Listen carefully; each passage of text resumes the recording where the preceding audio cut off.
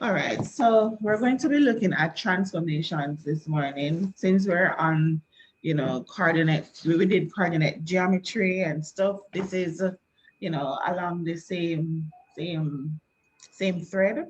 So we're going to just be looking at transformation. So generally speaking, a transformation is anything, any action that you can do to something to something, right? Yeah.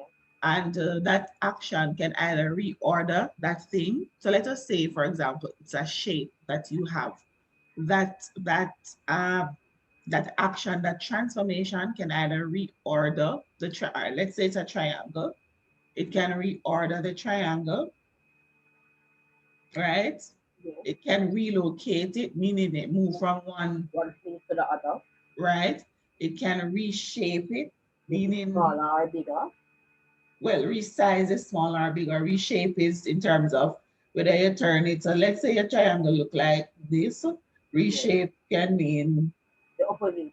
yeah, like if it flip or whatever. I don't know why I'm Okay. not drawing an example, but like if it flip or anything like that, or if it is resized, meaning it gets bigger or it gets smaller. So we're going to look at all of these different transformations.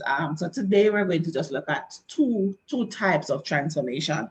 And we're going to start with the simplest, or what I consider to be the simplest of the transformation, which is the translation. So that's where we're going to start today. We're going to be Okay. looking at translations.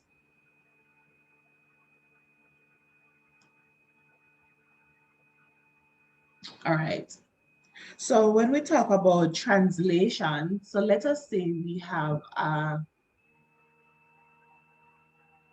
what is this now? It's look like a trapezium.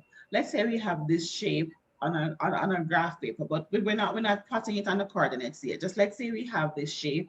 A translation would mean that it literally is moved from one place to another place. So it's literally moved from here to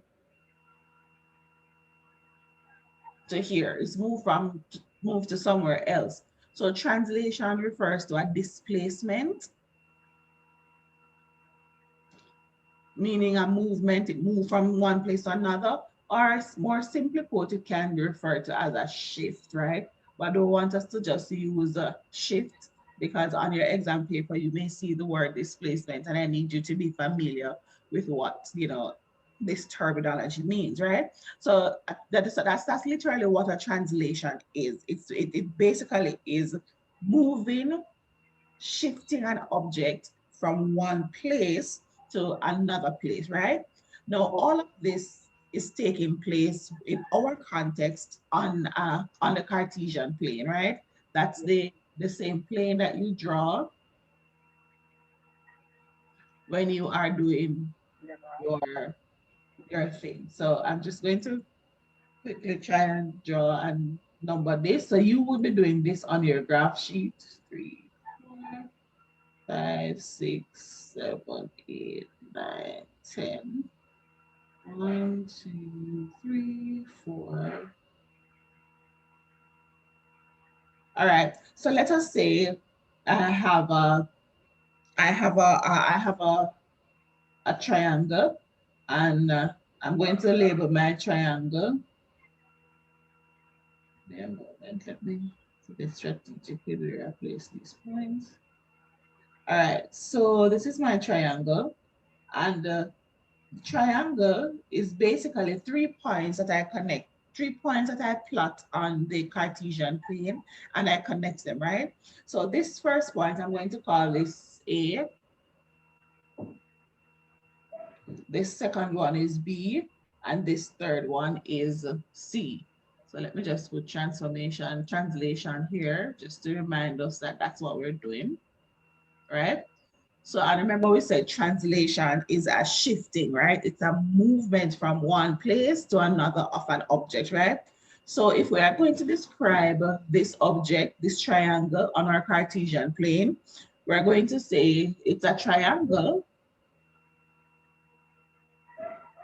and we may call the triangle A, B, C, because it has the 3 points A, B, C, and we then give the coordinates. You can then give the coordinates for each point, right? A is Five. A is 3, A is 3 Two. and 2, B is the 5 and 2, and C is 4 and 4, right? Now, when it comes to, now I made the point about the location of the point, that the points that make up whatever shape it is. And to be fair, it could be just a single point that you are going to be moving on the Cartesian plane, right? But in this case, we're doing a shape, right? So I made the point, well, made the point about the points. Well, I made the point about the different points that make up this triangle and their location on the Cartesian plane, because that's important when you are translating it, when you are moving those points, right? So how do what rule governs translation when you're moving the point? Now, if we look at, say, all right, so a translation is given by what we call a translation vector. So, and what it is really is just a coordinate, right? I'm going to be doing one just arbitrarily, so I don't know how it's going to translate on this graph here. Hopefully it can fit. I'm going to do a simple one, 1, 2. I'm just going to put it over the corner more so I can label it to explain myself. So you will see when it comes to translation, this is what governs the movement of the point or points on the Cartesian plane. You have here what we call this translation vector, right? Next Now, question. The one would be on the x-axis, right? well, I'm going to tell you. You mean the one in the vector? Yes. The translate, not really. I'm going to tell you. I'm going to explain it. Okay. So this would be the vector that governs how each of these points move. So you'd have to apply this vector to each of these points to move them. Now, what it is that these tell you? Yeah, you're saying something, Shana? No. Okay. So the top number describes whether you're moving left or right. So that's to tell you how you know that, right? So the top number tells you whether you're moving left or right, and then the bottom number tells you whether you are moving up or down, right? Now, how you know whether you're moving left or right is if the number at the top is positive, then it is right. So if that number is positive, you know you're moving right. And if it is negative, you know you're moving left, right? Similarly, for up and down, which is a bottom number, if you are moving up, your number will be positive, or maybe it's the opposite side. It's opposite. If you see the number is positive, then that tells you that you're moving up. And if you see the number being negative, you know that you are going to be moving down. All right. So this is basically what the translation vector tells you. It tells you the direction of the movement. So you know that for this, generally speaking, you're going to be moving. This is positive 1 and positive 2. So you know you're going to be moving up to the right. So you're moving somewhere. You're going to end up somewhere over here. So you're going to go up to the right. All right. Fair enough? Yes, ma'am. All right, good. So we're still taking into consideration this, using this triangle as our example. Now, how do we apply the apply the translation vector to your points here? Now, I want you to understand, I don't have enough space, but I think I'm going to write it here. All right, so there's something that we want to just take into consideration, that you have the coordinates for your object. In our case, the coordinates for our object will be the coordinate points for A, B, and C, because that's the object that you're starting with. So you have your coordinations for your object, and you will literally add the coordinates for your transformation. Then that will give you the coordinates for your image, all right? So your object is the initial shape or point that you are starting with. The transformation dimensions are going to be given by the transformation vector, and then you will get an image. Now, usually, if you have an initial point that is A, the object, the image is going to be referred to as A prime, right? So I just want you to bear that in mind. So the object is A, that is A prime. If it is B, it is going to be B prime, and so on and so forth. But I just want to make the point that that is how they denote the object and differentiate the object different from the image. Can you give me a minute, please? Yes, no problem.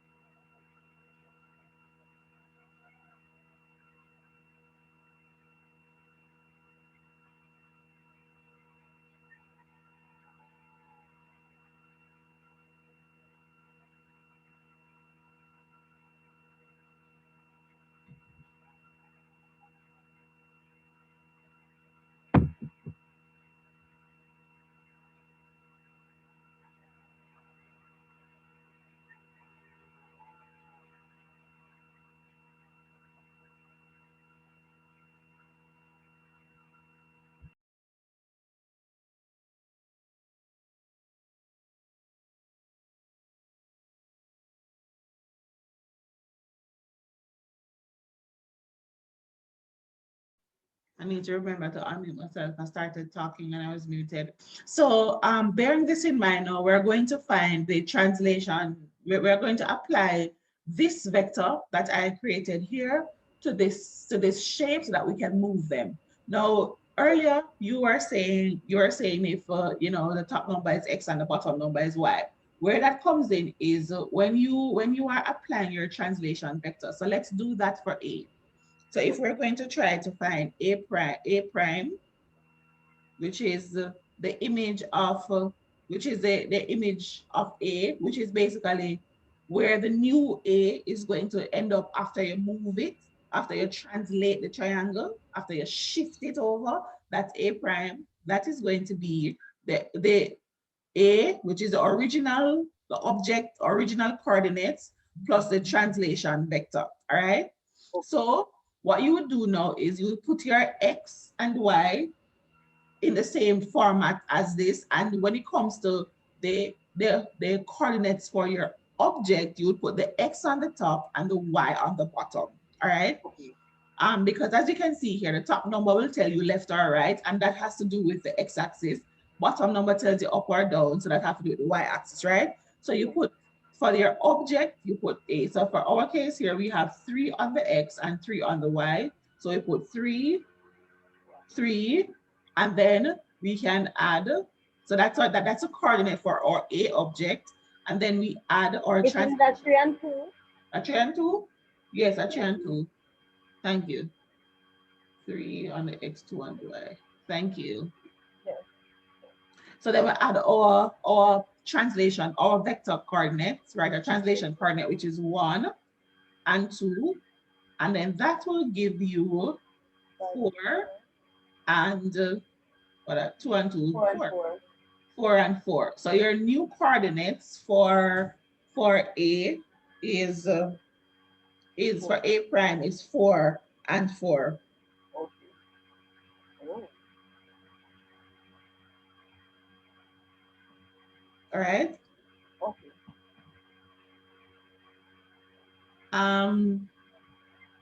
So if I were to plot it as I go along now, I would say, let me just put that in blue, put that in a new color.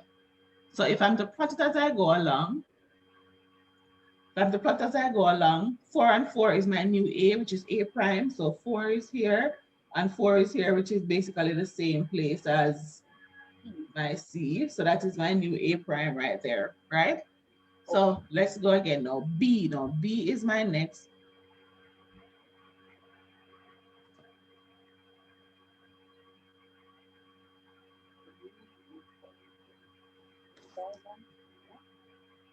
This has this, where am I now? So B. So it's still for B, it's going to be your B.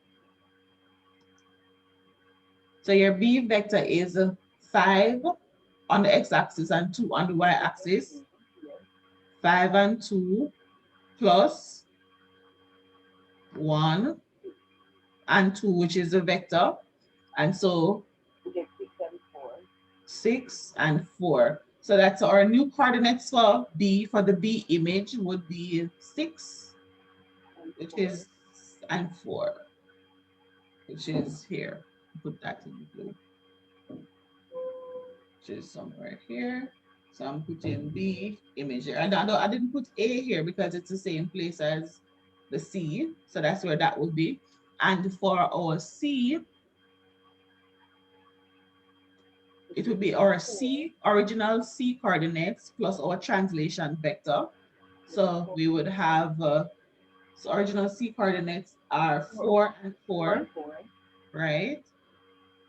Plus our vector 1 and 2, that would give you 5 and 6, right? So our new coordinates for C is 5 and 6.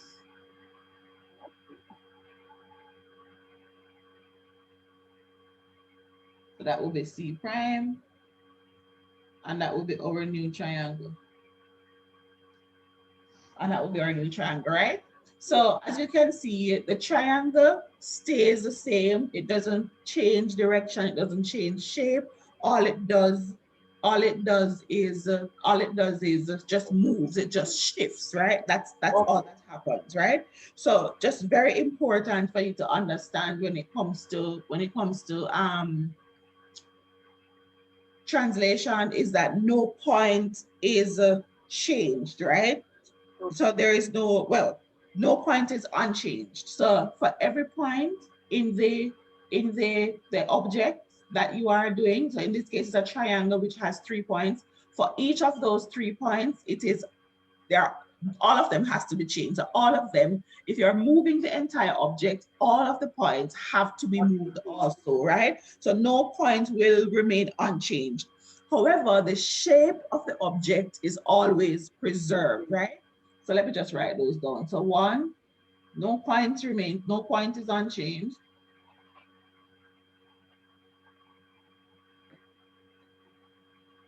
2 is the shape is always preserved, right? I will call this congruency. I'm going to just put it so it remains congruent, which means that the shape of the object and the shape of the image are exactly the same. And every point moves through the same vector. I'm not going to have enough space to write this, but move through the same vector. The same displacement vector, every point goes through it. If it's the same object, every point is going to go through the same displacement vector. So those are the 3 things to consider when it comes to those are the 3 things to consider when it comes to displacement, translations. No point will remain unchanged in the object that you are displacing. The shape is preserved. So if after you've done your displacement calculations here, and you realize that it is, after you plot it, you realize that your shape is different, you need to come back and check something here, because when you are displacing, the shape shouldn't change, just the position of the object should change, the object or the point. and every point moves to the same vector. So if you're using this vector 1, 2 for translation, to translate A and B, because A and B are a part of the same triangle, then C have to undergo this using the same vector. You can't use a different vector for C than for A and B, right? So those are the key things for translation. So what I'm going to do, just going to put a few Next questions. question. Yes. Does the vector always remain the same as 1 and 2? No, the vector, I just made this up. The vector could be anything. Vector could be 6, 4, negative 3, and 2. Vector could be anything. Oh. Remember, this vector just describes how the thing is moved. So it could move anywhere. Okay. So I just use 1 and 2 because 1 and 2 is simple, and I figure I'd have enough space on this to do it. But the vector can literally be anything. And you'll see that in some of the questions that that we're going to do now. Okay. So 1 and 2 was just an example vector. So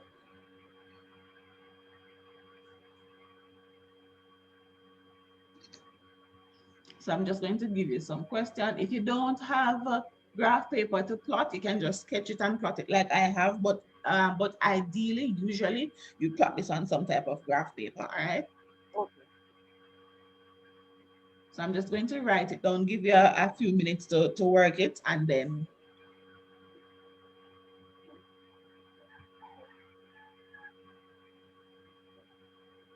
we come back and work it together. Okay.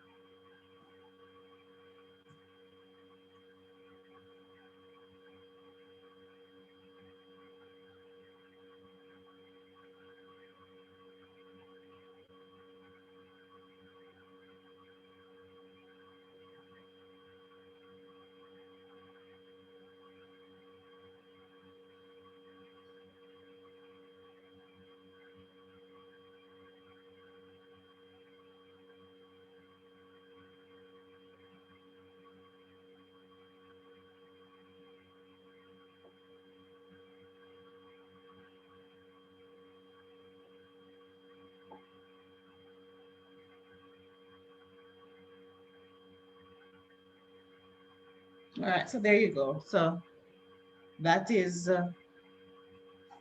we're going to start off with that as our example. Okay. I got for the first one, that's negative 4, 5.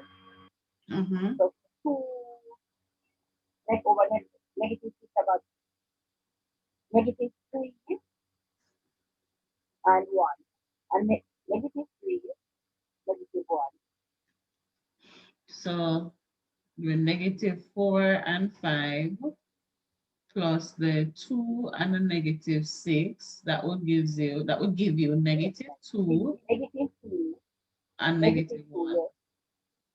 That's and what. negative 1. Okay, great. Yes. B, the image of B would be equal to the initial object, the coordinates of the initial object plus the coordinates of the translation vector. B is negative 1, negative 1 and 5. And you're adding that to the coordinate, the translation vector, which is 2 and negative 6. So you're getting positive 1 over negative 1. And negative 1. Yes, great. And the C is equal to the original. C prime is equal to the object plus the translation vector. The coordinate for the object is negative 1, positive 1, plus 2 and negative 6. So you're getting positive 1, positive 1, and a negative 5. Negative 5. So those would be, and you would plot these on the graph, right? I'm not going to go through plotting it, but you would plot these on the graph, and you should get a triangle that maintains the same shape like the previous one, right? But just move different. And this would be moved. I like to always just put this in there. This will be moved 2 up, no, 2 left, 2 right. That I can finish it. 2 right, because it is the positive. So it would be 2 to the right.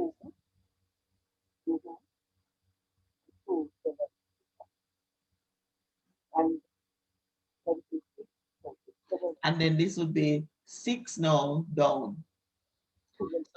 So if this is your coordinate, and if this is your Cartesian plane and this is your point, this point would be moved 2 to the right, which would be 1, 2 to the right, and then 6 down.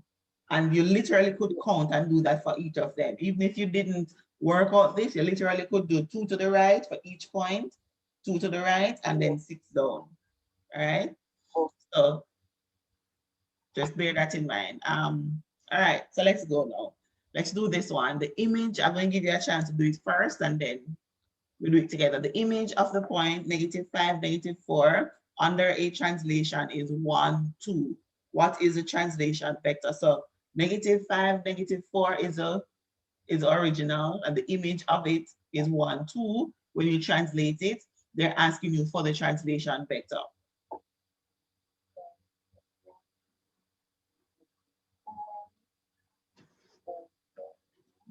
So how would you approach that?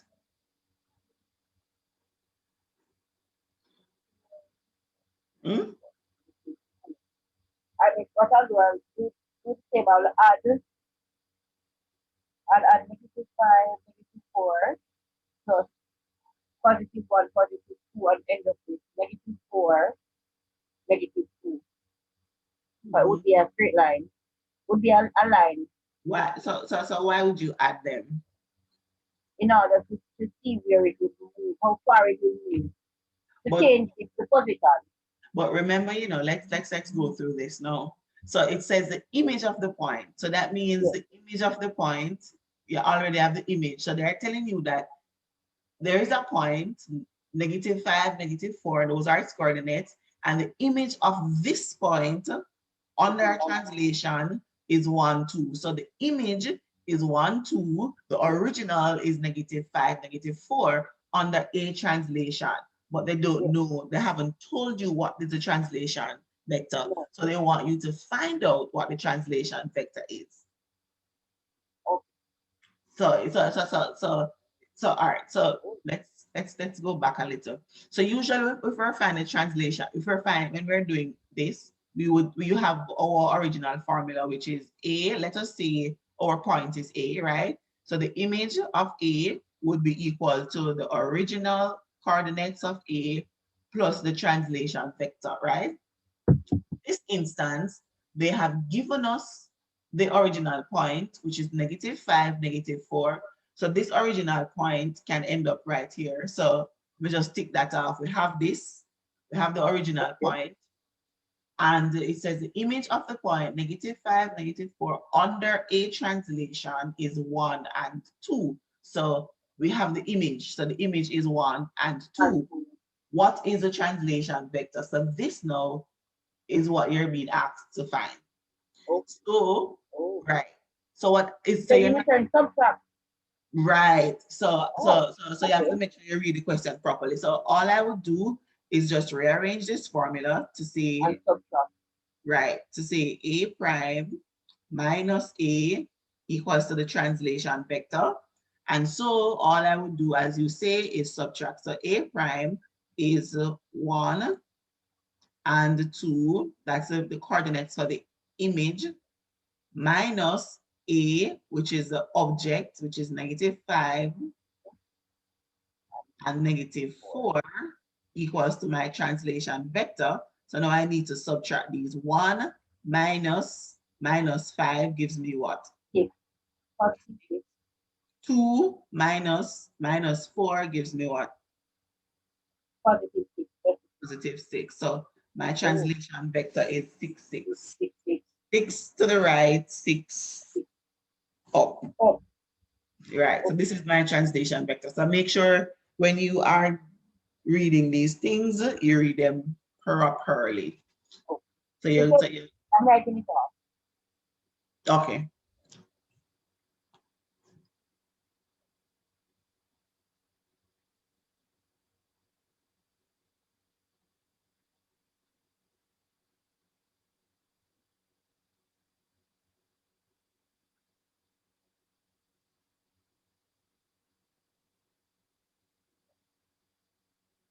Okay, you can go ahead. All right. So our next example, trying to give as many examples of different types so we can, be familiar enough. What is the image of a point 3, -5 after a translation represented by the vector -2 and 4? So this one is pretty straightforward. So attempt it and then we do it together. Okay.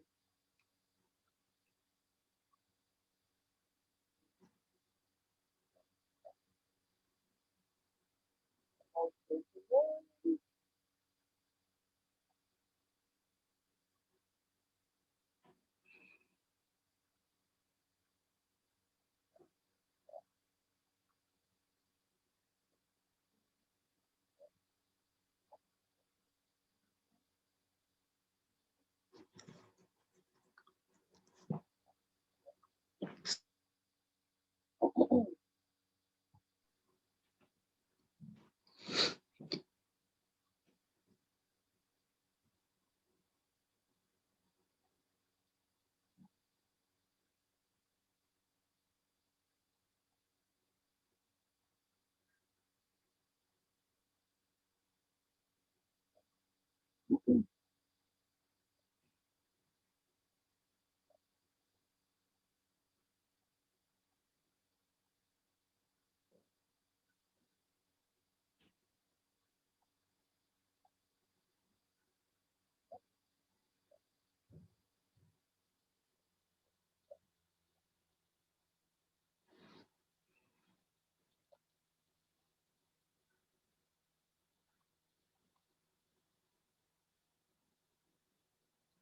I think I'm ready. All right. So tell me what you did. All right. Oh, What I did with this one is basically almost the same thing I did with the first one. Knowing that I got the vector okay. to move the point. So I ended up with what is it? Negative +1. Let me put up. Hold on. Yes, +1 and -1. All right, so let's say A, let's call the image A. So the image is going to be equal to the object, the coordinates of the object plus the translation vector. So it's asking for the image. So the original point is 3, -5 plus -2 and 4. So that is 3 and -2, +1, -5 and 4, -1. All right, good. All right, now this one, attempt that one for me. You don't have to rule it up on a graph paper. You can sketch it like I did. Yes, no problem.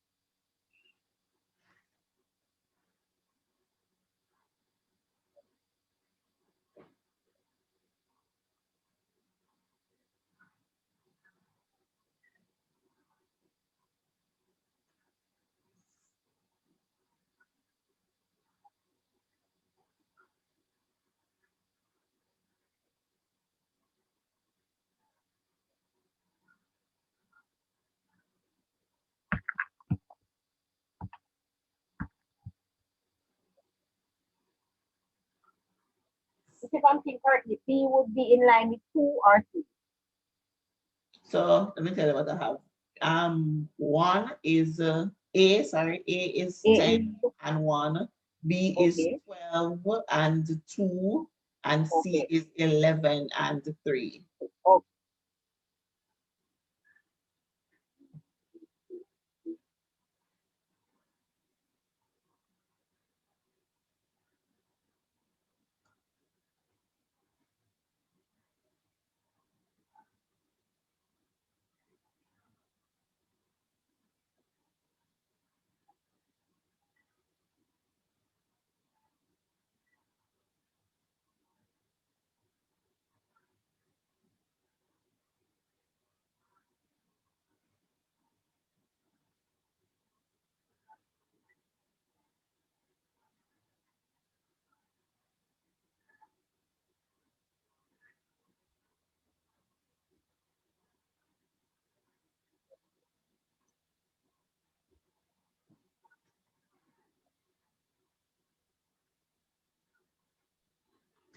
All right, so let's do this. So, all right, so there are a few things I want to point out. I'm going to work this first without even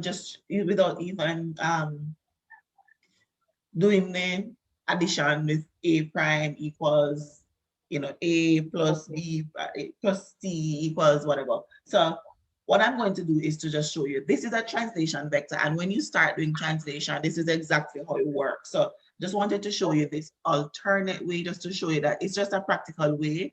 It's not anything that is out of the ordinary. So it says the translation vector is -6 and 7. So based on what we've learned so far, we know that this negative would mean that it's moving to the left, right? So we know that it is moving 6 places left. Good, agreed, based on what we said initially. And the bottom number will tell us that it's positive, so we know up. So this is also 6 places up. So I'm going to move it first by just counting, and then I'm going to just work out like we've been doing before, right? So I'm going to be moving point A. So it is six places left and then 6 places up, right? So it's 1, 2, this is to the left, 3, 4, 5, 6 places left, and then 6 places up. 1, 2, 3, 4, 5, 6.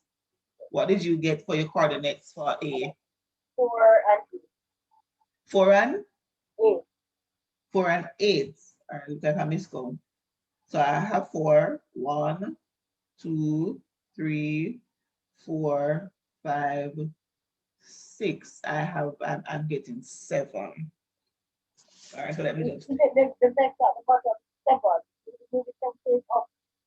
Oh, it's 7 up. Sorry. Thank you. Let me do 6 up. All right, so 7 up. Great. So this is us here, 4 and 8. So this is A prime. Let's do the same thing for B. B is 12, and what I said, B is 12 and 2. So let's move it the same vector, 6 to the left and 6 up. So you can, and 7. Let me change this right here, so because I'm looking at this. 7 up. Thank you very much. So you can move anyone first, whether it is left or up, it doesn't matter. So just now I went to the left first and then up afterwards. I'm going to go up first now and then left after. So let's go. We're starting from 2. So we're going 7 up. So that's 1, 2, not 2, 1, 2, 3, 4, 5, 6, 7, and then 6 to the left now. 1, 2, 3, 4, 5. Wait. 1, 2, 3, 4, 5, 6. So what did you get for your coordinates? For how much? 6 and 9. 6 and 9. Great. So that's the same here. So mine look a little leanish because I'm just using my freehand. But when you're using your graph paper and you have the actual lines and stuff, it's easier for you to do. But as you can see, I got 6 and 9 just like you did. So this is B prime. So I'm just doing it this way to show you that this is a way a vector works, right? It's just as simple as that, right? And this is what you're going to expand on when you start doing now vectors later on. But it is the basics of how a vector works. So let's do C now. C, we're going to go the same thing. 6 to the left and 7 up. If you choose to go up first, it's also fine. So let's go 6 to the left. So C is at 11 and 3. So let's go 6 to the left. 1, 2, 3, 4, 5, 6, and then we're going 7 up. 1, 2, 3, 4, 5, 6. What did you get for your C? 5 and 10. 5 and 10. Excellent. Which is the same thing that I got here.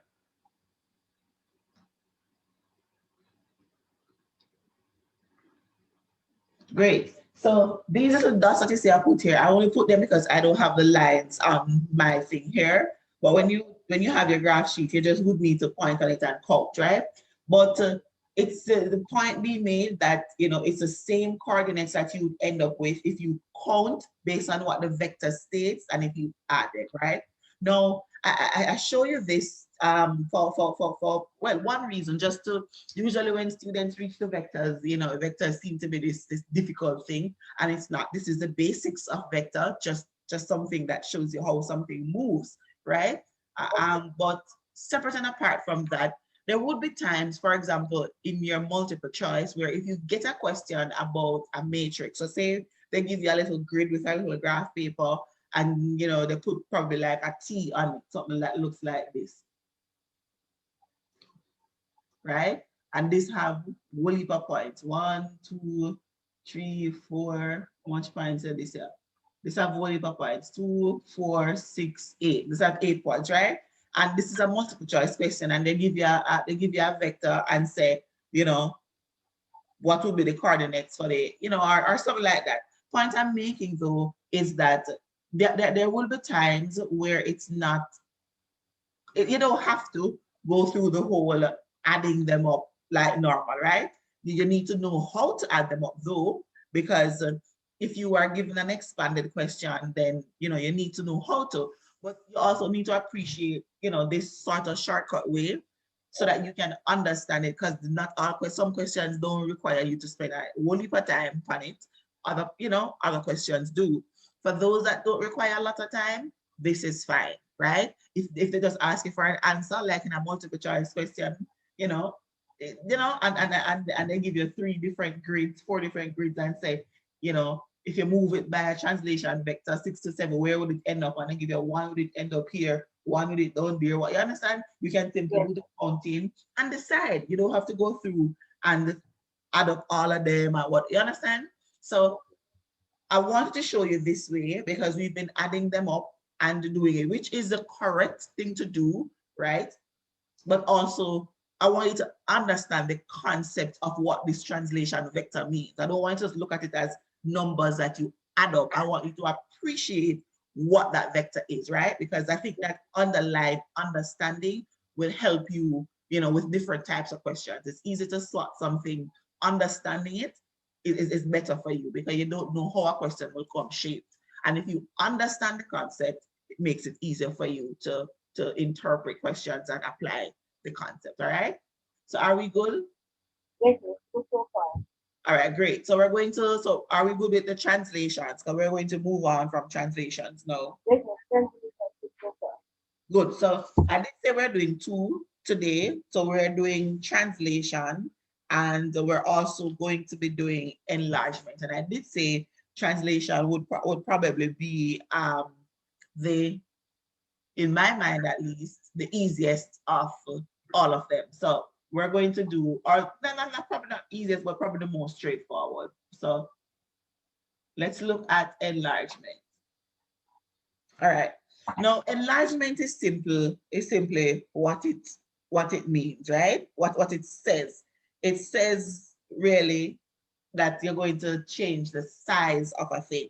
Now, to say enlargement sometimes is a little deceptive because, when we're doing transformations, say I have a triangle that is shaped like that, an enlargement could mean it gets bigger or it gets smaller, right? It just means, the change of the size of the object, all right? So we can put that down, right? Changing the size of the object.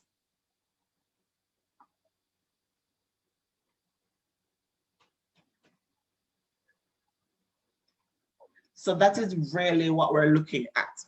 Now, some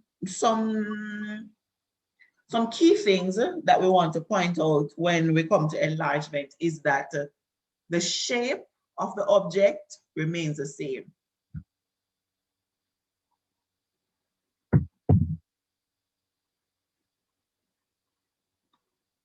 Shape does not change. So the shape of the object remains the same. However, the size of the object will change. And we said that already. So shape remains the same, but size will change. All right. And so because the shape of the object, that will stay the same and the size will change, we say the object and its image are similar. It's similar, but it's not the same, right? Because it's going to be similar in shape, but it's not going to be the exact same size, right? So these are some things that you bear in mind when we look at enlargement. So I always point these things at the front end because if you do an enlargement and you have to do some calculations, and when you do your calculations and you plot, you see that your shape is different. The shape of your image is different from your object. It should be a red flag to say, I need to check what's happening here. Yeah, I understand. So that's why I'm starting there. Now, when you are doing an enlargement, just like a while ago when we did our translation, and to do your translation, you had to be given the translation vector.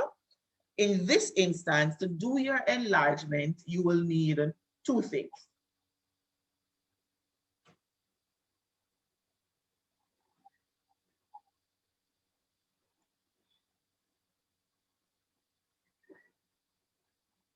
The first thing that you would need a center of enlargement, and we will talk about all of that later, but you need a center of enlargement. And you will also need a scale factor.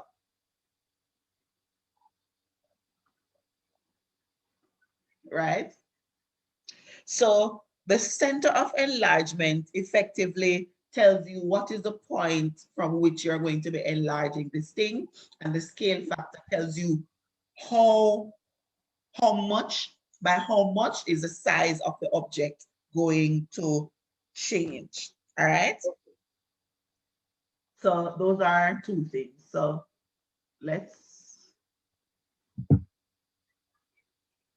sorry, I don't know if you're looking at it.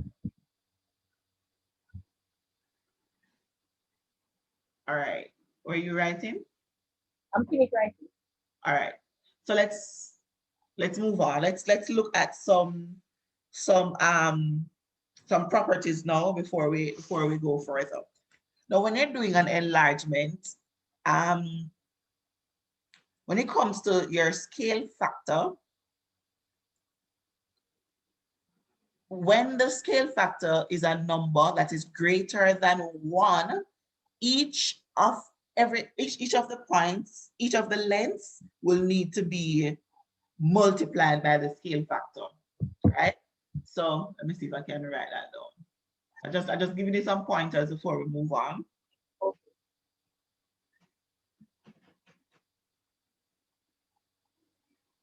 So,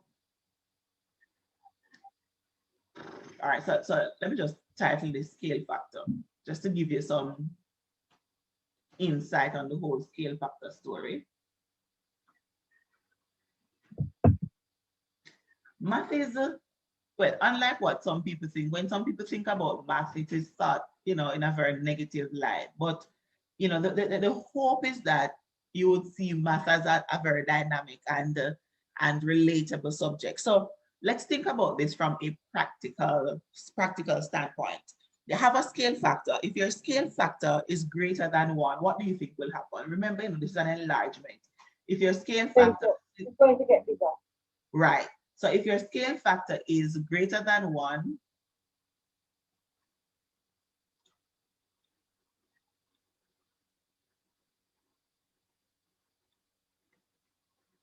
what you expect is that your object is going to enlarge, right? So the object gets bigger.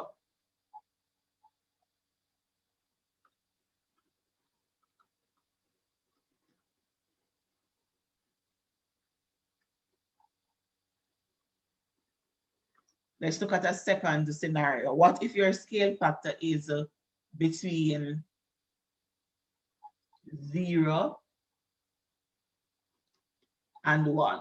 That means it's a fraction. It's less than 1, but it's greater than 0.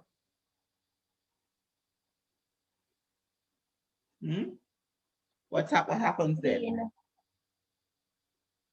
It will change a little, but not much. Change a little. Almost remain the same. Just like a while ago, you tell me that if it's greater than 1, it gets bigger. What if it's less than 1? Less than 1 would be 0.5. More than 0 would be. It can be anything. It can be 0 0.01, 0 point. But what I want to know is what happens to the image.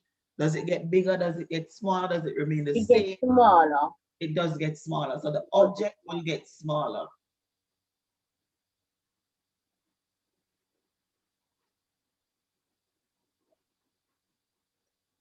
And if your scale factor is negative, which means that it's less than 0,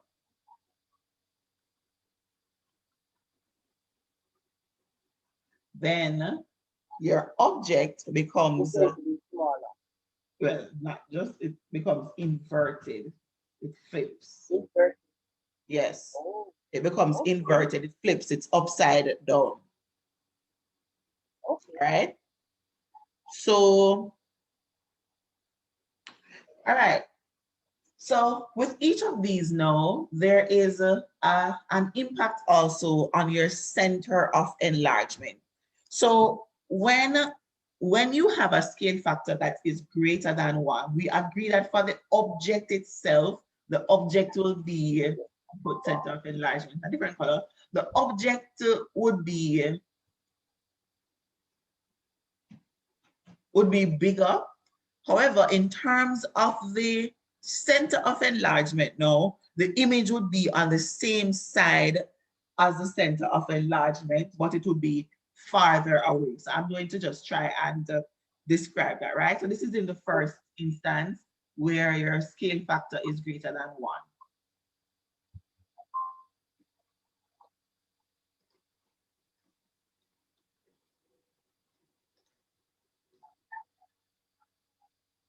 Right? So we would identify our center of enlargement, right? Because you would probably get that in your question for argument's sake. So you get a center of enlargement. So we know that the enlargement is happening from this place here. And let us say that this is our object, right? So we agreed that in terms of for the size, it will be bigger, right? And it will be bigger by whatever the scale factor is, right? So if the scale factor is 10, it's going to be 10 times bigger, etc., right? However, in terms of its relationship to the center of enlargement, which is right here, we say that the image would be on the same side of the center of enlargement. It would be on the same side, right? But it would just be farther away from the object, right? So it would be on the same side of the center of enlargement as the object, but it would be farther away. So it's going to be, so let us say this is one side of the center of enlargement over here. This is another side of it, right? That's what I mean by on the same side. So if your scale factor is greater than 1, the object will be bigger, but it also will be on the same side as the center of enlargement, but it's going to be farther away. So you'll probably have it far away like that, right? If this is your center of enlargement, all right? We still work out some stuff, but I want you to get the visual first and the general understanding before we jump into numbers and stuff like that, right? The second scenario that we had said about scale factor is if it is between 0 and 1. So let's look at that second scenario.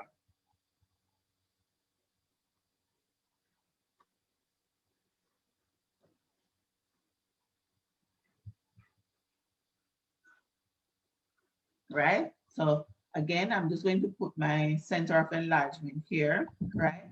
And I'm going to put my object here, my channel, put it bigger. Now I put my object here. All right.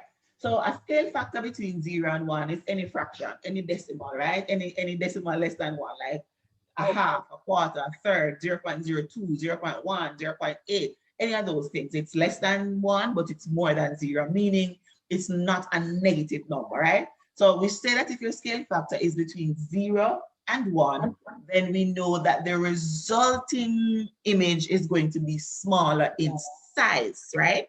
So you're not going to have a bigger image, you're going to have a reduction. You're not going to have an enlargement, but rather a reduction, yes? So when you look at this now, in terms of where it would be on the having a moment, center of enlargement, the image would be on the same side. I need to change this. Give me a moment. So this is our original right here. The image would be on the same side of the center of enlargement. Let me just draw, just to highlight what I mean by being on the same side. So this is one side, this is another side, right? The image is, this is the object here. We're saying that if the scale factor is less than 1, more than 0, the resulting image is going to be on the same side of the center of enlargement, but it's going to be closer. It's going to be small, but it's going to be closer to the center of enlargement. So it's going to be small, and it is going to be closer to the center of enlargement. So contrast this to when you did your scale factor greater than 1. This was your object right here, and this was your image. Your image was on the same side of as your object, but it was bigger and it was far away from the center of enlargement. But when it comes to a scale factor between 0 and 1, the object, this is your object. In terms of size, we know that your image is going to be smaller, but it is going to also be closer to the center of enlargement, right? Following so far? Yes, so far. Good. The next thing now is the third scenario we had was when we had a negative scale factor, a scale factor less than 0. So when you have a negative scale factor,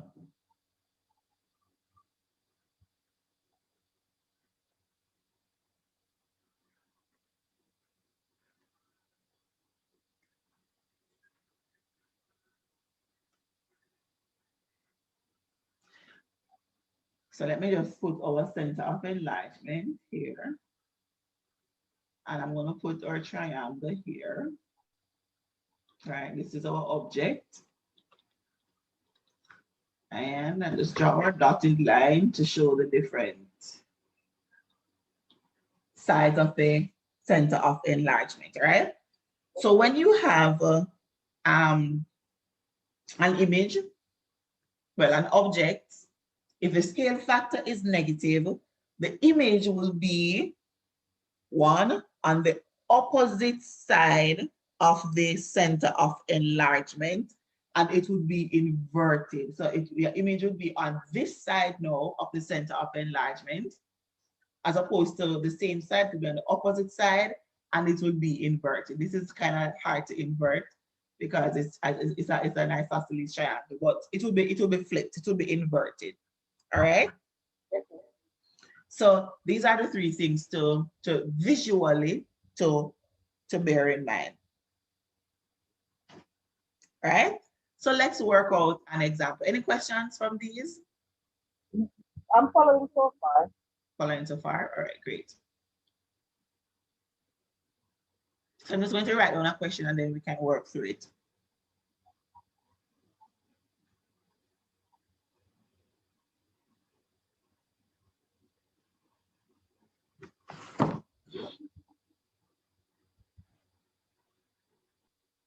Yeah, so I'm saying, just repeating for the recording because I didn't resume my recording. So you first mark the center of enlargement just with a dot, just like what I did over here.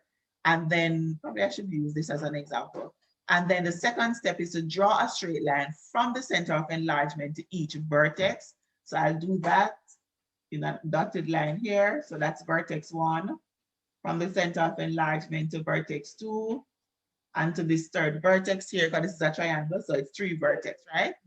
3 vertices.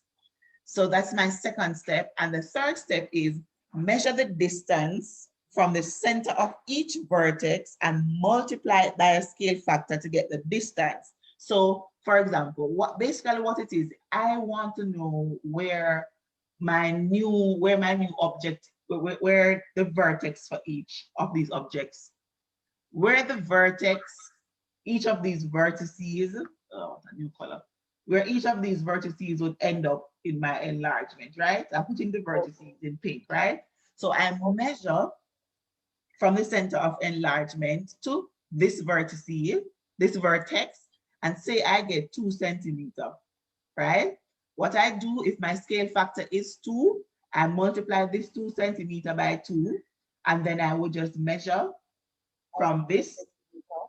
This is going to be 4. So I measure to 4, and it will tell me that my new thing would be somewhere. Oh, well, it will tell me what the length of this would be, right? You're following? It will tell me what the length of it would be. It's not necessarily the distance, but the length of it, because of course you're either going to get bigger or you're going to get smaller, right? But when we work some questions, we will see it a little better.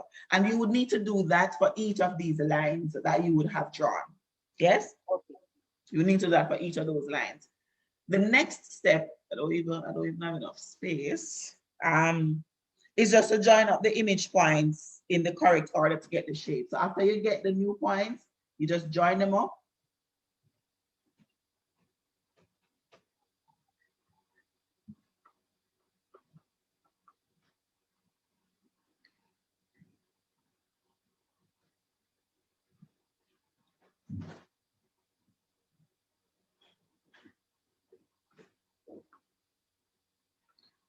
All right, so that's basically it. That's what you would do. All right. So what I'm going to do now is I'm going to have you, because I don't have a graph paper here, it's a little bit challenging for me to, sort of sketch it and show you. So I'm going to have you watch a video. I want to see if I can pull that off. Have you share a video for you to watch, and then we will move on from there. Just give me a couple, a minute. So, right. So initially, we had said when we were doing our steps about how to do the enlargement itself, we spoke about these very lines, right? And we said that we would draw the line from the center of enlargement, and then we would multiply it and whatever, and all of that drama, right? Now we're seeing that these are the same lines that if it is that you are given in your exam, you are given the object and the image, you would then just, it's the same thing. You connect each vertex. So you're connecting C prime and C, and you extend the line beyond, right? So you line up your ruler to C prime and C, extend the line backwards, and you do it for each and every vertex. And where those lines meet and converge, that would be your center of enlargement. All right. So my question to you now is, right, based on what we did earlier, if this is your center of enlargement here at 6 and 4, what can you tell me about the type of enlargement that took place here? Because this is a center of enlargement, 6 and 4, and the image is here, which is C prime, and that is the object. What you can tell me about the center of enlargement? The center of enlargement? No, sorry, what tell me about the enlargement itself? The enlargement itself, it was a decrease. It was smaller. No, it became larger. It became larger. Became larger, but it went down. Instead of going up.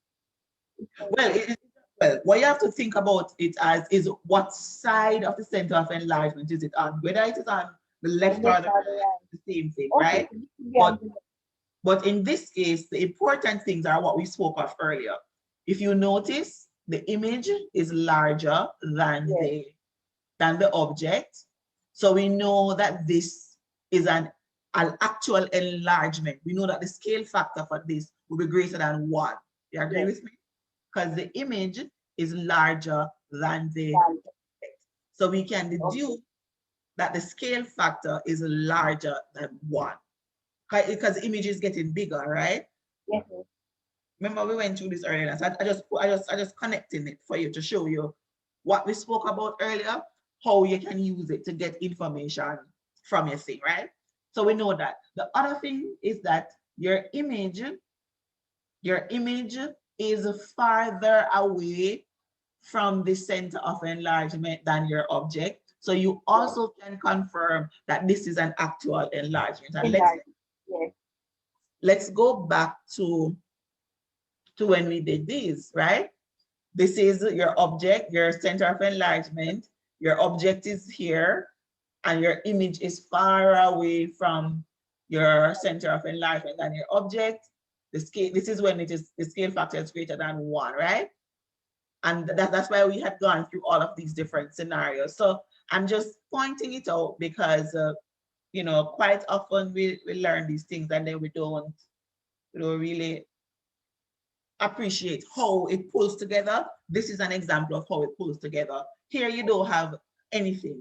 You don't have no information, but you know, you can deduce some things, right? You can know from this that this is an enlargement because the object is larger. The image is larger than the object.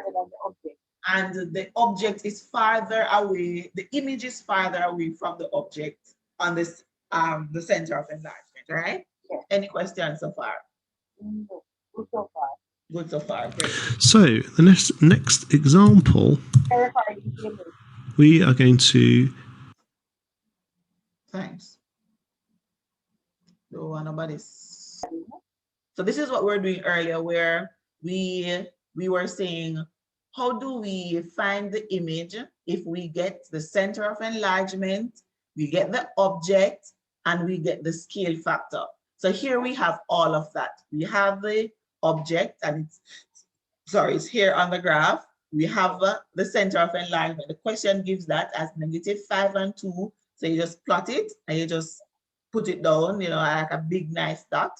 And then you're given the scale factor of 2, and you're asked to find, you know, to draw the image effectively. So remember, we had the steps, and our first step was to mark the center of enlargement, right? And you see that was done.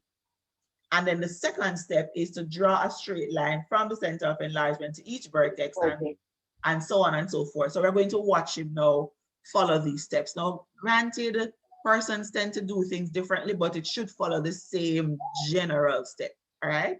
Okay. So let's go.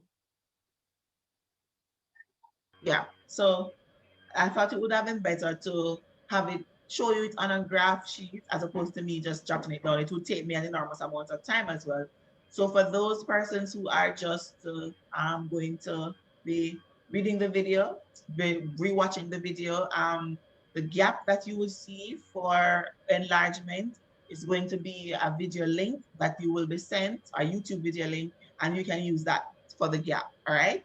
So that's for those who are just watching the video. So let's move on, Oshana. So in terms of understanding now, are you okay? Are you comfortable? I think I'm comfortable so far. So far, all right. So it's just a matter of now some questions and see where we go from here. However, before we start working question, this was the first scenario. So we've done, so there are 3 different scenarios that you can or types of questions. You can be asked to find the center of enlargement, right? And we saw that just now in the video. And that would be sent, that link will be sent to the group for everyone to watch. So you know how to find the center of enlargement, and you can also enlarge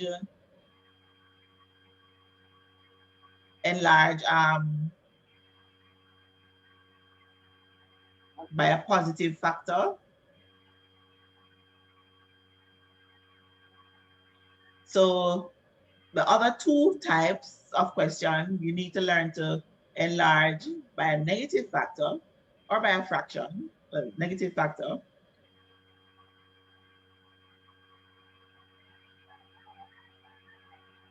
which is just an inversion, as we said. Learn to enlarge by a fraction, which we said is a reduction, making it smaller. And the last type is when the opposite, well, yeah, so I think these are the four that we're going to be doing. Right, so we're going to just look at another one. Just look at examples of all of these, and then in our next class on Monday, because we'll be finished by the time we finish watching the other videos. In our next class, we will then go through questions, working in questions on Monday of all of these. All right. Okay. I just want to bring it sort of full circle first, so that we don't have to go back to learn any of these on Monday. We can just work questions. And I put some questions in the group that you can try, and those will be the same questions that we will work through on Monday.